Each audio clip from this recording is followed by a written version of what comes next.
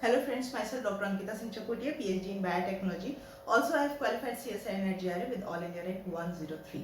आज हम बात करने वाले मेम्ब्रेन फ्लूइडिटी की और उससे रिलेटेड मतलब कि मेम्ब्रेन फ्लूइडिटी किस किस प्रोटीन या किस फैक्टर्स पे डिपेंड करती है। पिछले लेक्चर में हमने बात किया था लेटरल डिफ्यूजन के बारे में। लेटरल डिफ्यूजन बहुत ही स्पॉन्टेनियस एक डिफ्यूजन होता है लिपिड्स का, जिसमें कि lipid molecule within the membrane laterally diffuse करते रहते हैं without any assistance of any particular protein या किसी और मॉलिक्यूल के।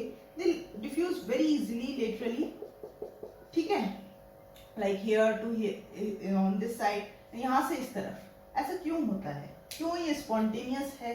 क्यों कोई रेस्ट्रिक्शन नहीं है? ऐसा इसलिए है क्योंकि ये जो पोलर हेड्स होते हैं ना हमारे लिपिड मॉलिक्यूल के, क्योंकि इनकी सराउंडिंग में क्या है, चाहे एक्स्ट्रासेलुलर हो या साइटोप्लाज्मिक फेस हो, उसमें क्या है? वाटर ही वाटर तो है। वाटर ही वाटर होने की वजह से या क्या बॉन्ड बनाते होंगे? हाइड्रोजन बॉन्ड बनाते होंगे पोलर हेड के साथ में, है ना। और आपस में ये जो फैटी एसिड चेन है ये भी कुछ नॉन कोवेलेंट इंटरेक्शन से मतलब वीक बॉन्ड से ही जुड़े रहते होंगे, है ना। वीक बॉन्ड में भी वन टू वन इंटरेक्शन। तो क्या होता है कि कोई विशेष हर्डल नहीं होता, they do not need to break any kind of bond within their structure. उनको कोई बॉन्ड ब्रेक नहीं करना, इसलिए they can easily move laterally. That's why this type of movement is very important, play a very important role in the membrane fluidity. And suppose कि जो ये वाला अगर इस वाले मॉलिक्यूल को अगर यहाँ तक पहुँचना है ना, सॉरी ये वाले को चलिए यहाँ तक पहुँचना है, एरो के हिसाब से बात करते हैं। एरो अगर इसको यहाँ तक पहुँचना है तो it will travel 1 micrometer of distance per second.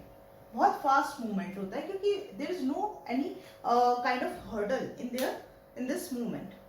लेकिन इसके अलावा भी और भी तमाम कुछ मूवमेंट है लिपिड मॉलिक्यूल के जो कि मेम्ब्रेन फ्लूइडिटी के लिए रिस्पॉन्सिबल है। बट चलिए देखते हैं क्या है। आप लोग यहाँ पे सोच रहे होंगे मैंने ये क्या स्ट्रक्चर बना दिया। ये असल में वर्ली आर्ट का प्रदर्शन मैंने करने की कोशिश की है आप लोगों को समझाने के लिए। कुछ एक प्रोटीन जो कि मेम्ब्रेन फ्लूइडिटी में कंट्रीब्यूट करते हैं।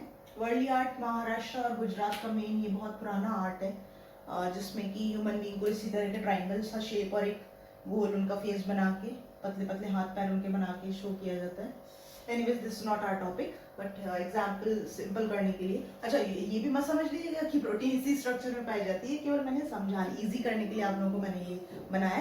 प्रोटीन अपना वही कॉम्प्लेक्स सा गंदा सा स्ट्रक्चर, अजीब कॉम्प्लेक्स सा स्ट्रक्चर रहता है, ठीक है। यहाँ पे चलिए फ्लिपेज की सबसे पहले बात करते हैं। फ्लिपेज का काम देखिए, मैंने यहाँ पे हाथों की दिशाएं भी सबकी अलग अलग बनाई है। फ्लिपेज जो है उसका है डाउनवर्ड, फ्लॉपेज जो है उसका अपवर्ड एंड स्क्रैम्बलेज का है दोनों दिशाओं में, ठीक है। इट्स फ्री, इसका वाकई में ऐसा रहता है, ये चलता रहता है इस तरह के। कैसे बात करेंगे देखिए। फ्लिपेज का काम है एक्स्ट्रासेलुलर लीफलेट से साइटोप्लाज्मिक लीफलेट की तरफ लेके आना मॉलिक्यूल्स को। ये बीच में मैंने ये ब्रेक कर देती हूँ, थोड़ा इजी हो जाएगा आप लोगों को भी समझने के लिए, ठीक है। तो फ्लिपेज का काम है एक्स्ट्रासेलुलर लीफलेट से साइटोप्लाज्मिक लीफलेट के तरफ लाना, and it actually uses 1 ATP molecule for the transfer of every each lipid molecule from extracellular leaflet to cytoplasmic. तो एनर्जी कंजम्पशन होता है। अब यहाँ पे क्योंकि इसमें मैंने 2 का दर्शाया है तो इसलिए मैंने 2 ATP यहाँ पे लिख दिए, तो इट एक्टिवेट्स वाया ATP, ठीक है। फ्लॉपेज का काम क्या है? फ्लॉपेज अंदर साइटोप्लाज्मिक लीफलेट से एक्स्ट्रासेलुलर लीफलेट की तरफ ले जाती है, एंड अगेन ये ATP यूज कर रही है। तो देखिए ATP दोनों ही यूज कर रहे हैं, तो क्या हम कह सकते हैं, क्योंकि अभी तक हम पढ़ते हैं ATP का यूज वहीं होता है जहाँ पे स्पॉन्टेनिटी नहीं होती, तो काम हमारा जहाँ इजिली ना हो वहीं हमें थोड़ी एनर्जी लगानी पड़ती है ना। तो इसका मतलब ये होगा कि ये अगेंस्ट, ये दोनों ही अगेंस्ट कॉन्सेंट्रेशन ग्रेडियंट के काम कर रहे होंगे लिपिड मॉलिक्यूल की शिफ्टिंग में, है ना। इन दोनों का काम अगेंस्ट कॉन्सेंट्रेशन ग्रेडियंट होगा। अच्छा स्क्रैम्बलेज भाई हमारा बहुत ही अच्छी प्रोटीन होती है, इसको ना तो कोई ATP चाहिए होती है अपने एक्टिवेशन के लिए, मूवमेंट ऑफ लिपिड के लिए, ना ही ये इस चक्कर में पड़ता है कि भाई मैं जहाँ कम है ना मैं वो कम वाले से और हाई वाले की तरफ ले जाता हूँ। ऐसा नहीं करता, ये इक्वल बंटवारे में बिलीव करता है कि भाई बैलेंस करूंगा।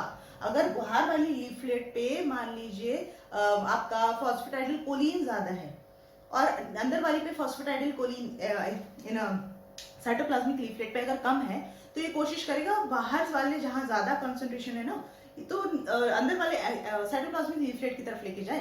दैट मीन्स ये काम करता है डाउन द कंसंट्रेशन ग्रेडियंट, ठीक है ना, कंसंट्रेशन ग्रेडियंट की तरह काम करता है और इसकी एक्टिविटी डिपेंड करती है आयन कंसंट्रेशन पे। एटीपी वगैरह यूज नहीं करता है भाई, तो ये प्रोटीन, ठीक है। तो इस तरह से ये एक बहुत मेजर डिफरेंस है। अच्छा, ये फ्लिपेज एंड फ्लॉपेज जो हैं वो किस किस मॉलिक्यूल से एंड स्क्रैम्बलेज किस मॉलिक्यूल से डील करते हैं वो भी हम बात करते हैं। फ्लिपेज मेनली काम करते हैं अमाइनो फॉस्फोलिपिड जो कि हैं फॉस्फेटाइडिल सेरीन एंड फॉस्फेटाइडिल एथेनोलामिन, ठीक है, एथेनोलामिन।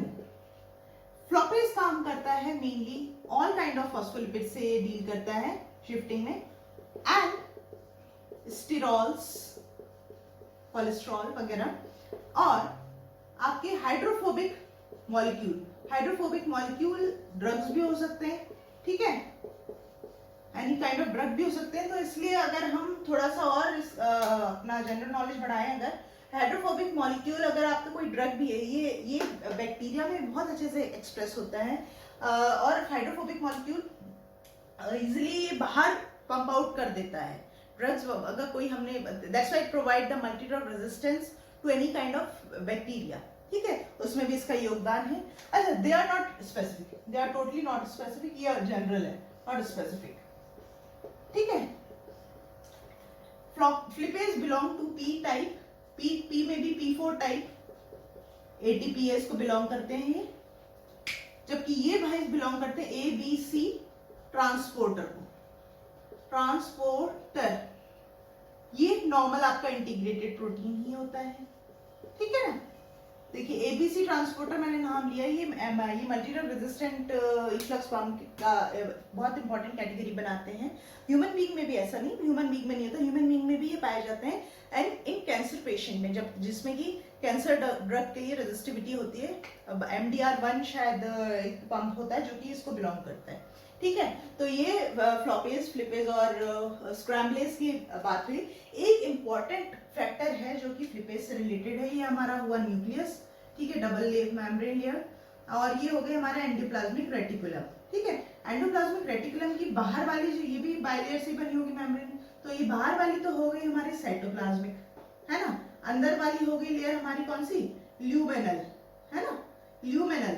तो यहाँ भी ये फ्लिपेज क्या काम कर रहा होता है, ये बाहर से अंदर की तरफ लिपिड अमाइनो फॉस्फोलिपिड को धकेल रहा होता है कि साइटोप्लाज्मिक फेज से अंदर की तरफ लिपिड मॉलिक्यूल मूव करते हैं बाय फ्लिपेज, ठीक है। So this is all about the membrane fluidity assisted by membrane proteins, ठीक है, that we have covered in this today's lecture. अच्छा, एक चीज और आप लोगों को बताना चाहूंगी, फॉस्फेटाइडिल सेरीन से रिलेटेड है। फॉस्फेटाइडिल सेरीन, यहाँ पे आपने देखा कि भाई फ्लिपेज जो है बाहर से अंदर की तरफ ला रहा है ना, फ्लिपेज फॉस्फेटाइडिल सेरीन को बाहर से अंदर की तरफ ला रहा है, परंतु किंतु चिंतु एंड देखिए अंदर की तरफ ला रहा है जो कि नॉर्मल है, लेकिन अगर ये फॉस्फेटाइडिल सेरीन स्टबर्न हो जाए और ये कहे कि नहीं मैं तो बाहर ही एक्सप्रेस करूंगी, मैंने तो बाहर ही प्रेजेंट रहना है बाहर वाली उस पे, तो इसका मतलब क्या होता है पता है, ये सेल जो है ना बेचारी अब एपोप्टोसिस की तरफ प्रवेश कर रही है, एपोप्टोसिस होने वाला है इस बेचारी सेल का, क्योंकि ये जो फॉस्फेटाइडिल सेरीन जब बाहर एक्स्ट्रा सेलुलर लीफलेट पे आ जाता है ना, it's a kill me signal for any kind of cell, apoptosis, ये ठीक है, ये इससे रिलेटेड नहीं है, थोड़ा सा है, डायरेक्टली नहीं रिलेट करता। तो जब भी क्वेश्चन अगर एग्जाम में आ जाए कि विच अमाइनो फॉस्फोलिपिड और which phospholipid is mainly represent the phase of any cell that is going toward apoptosis, तो आंसर लगाइएगा, टिक कीजिएगा फॉस्फेटाइडिल सेरीन, ठीक है ना। चलिए, अब आगे के लेक्चर में हम कुछ टेक्निक्स की बात करेंगे, और अगर आज का लेक्चर मेरा अच्छा लगा तो please hit the like button, share this video and subscribe my channel, press the bell icon. चलिए मिलते हैं एक अच्छे से लेक्चर के साथ में, till then stay safe and stay blessed, bye bye.